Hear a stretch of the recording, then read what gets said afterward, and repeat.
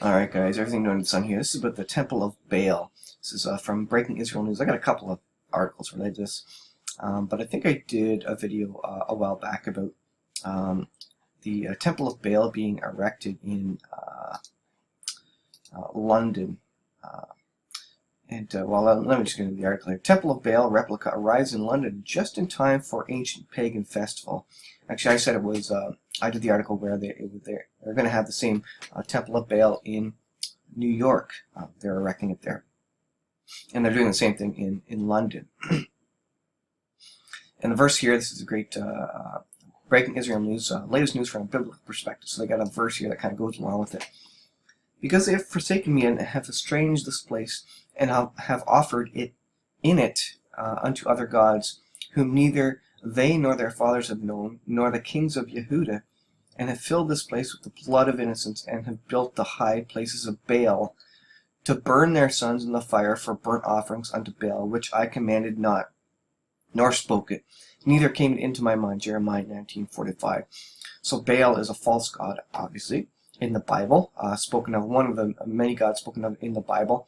And that's what they were doing back then. They were sacrificing their kids to Moloch and Baal, and cutting themselves, and all sorts of horrible stuff to this false god who couldn't do anything. It was a completely fake false god. Whether by accident or design, the arrival in London of a full-size replica of an ark which stood on the site of the recently destroyed Temple of Baal, if you want to say it, coincides with an ancient pagan festival that connects the modern replicas with the ancient roots serving false idols.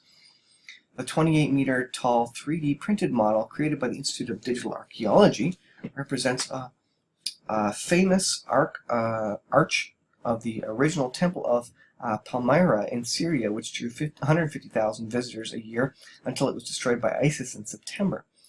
The first replica arch will be on display in London's Trafalgar Square later this month during UNESCO World Heritage Week, beginning April 18th and ending on the 22nd, as a symbol of protest against religious extremism, apparently. Another arch will rise in Times Square next autumn. April 19th is not a meaningful date to most, but occultists and worshippers of Baal. It is a most auspicious time, halfway between the spring equinox and the summer solstice.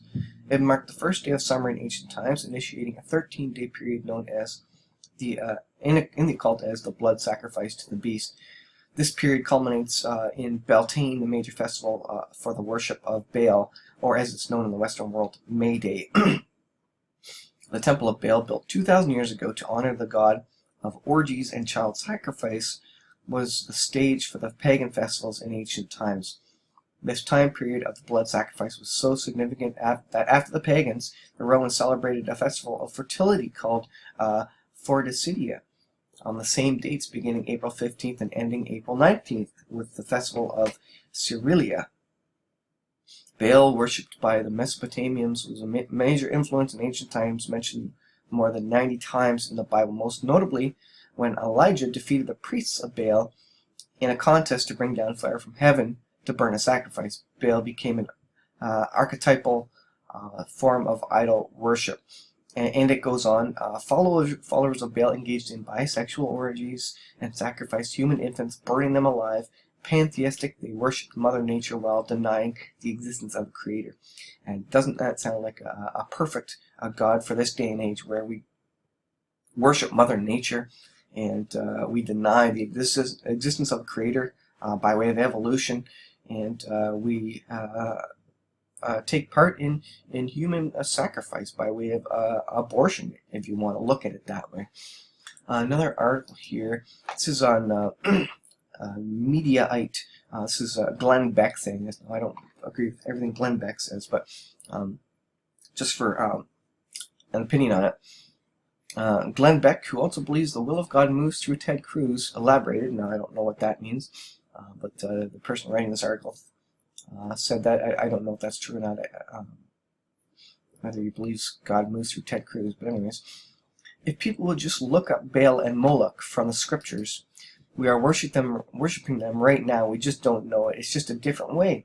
You used to have to sacrifice your children. It was promoted to have sexual intercourse, and if you got pregnant, you brought the baby to the altar and killed the baby. That's the Moloch god. Look it up in the Bible. Google it. I mean, it's the same thing. It was worship the god of finance, the god of war, and the god of the earth. I mean, we're there. So he's talking about we're there back in biblical times, and that means we're mirroring that, and we're bringing on destruction on ourselves by promoting this. Now, maybe it was the Institute of Archaeology. Maybe they were trying to raise awareness, and apparently that's what it looks like, raise awareness of extremism. But by putting a false god's temple or a replica of it up, that serves probably other purposes as well. And it is interesting that it coincides with the particular dates. They're not just putting it up whenever. It happens to coincide with the occult dates there, ironically or otherwise, coincidentally, whatever. So it's just a sign of the times that we're in, and yeah, we'll see more gods, and people, I think, people will put it out there as, it's just another god. Let's worship it. Let's have fun, and because we don't really believe in gods or deities anyway, so let's worship a false god just for fun as something to do, I guess. And I mean the occultists all believe it for sure.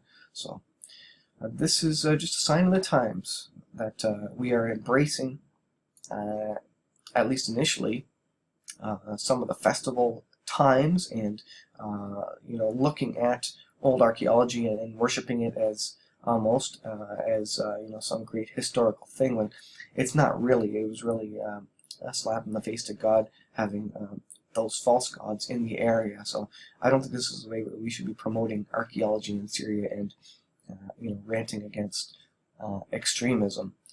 I think we need to turn to God, and if we get God back in the picture, I think He would deal with extremism real quick. But that's not. I read the end of the book. That's not going to happen in the Bible. There's going to be lots of trouble on the earth, so we expect that, and we expect more false gods to come in the picture. So pay attention. Thanks for watching. Please subscribe. We'll see you in the next video.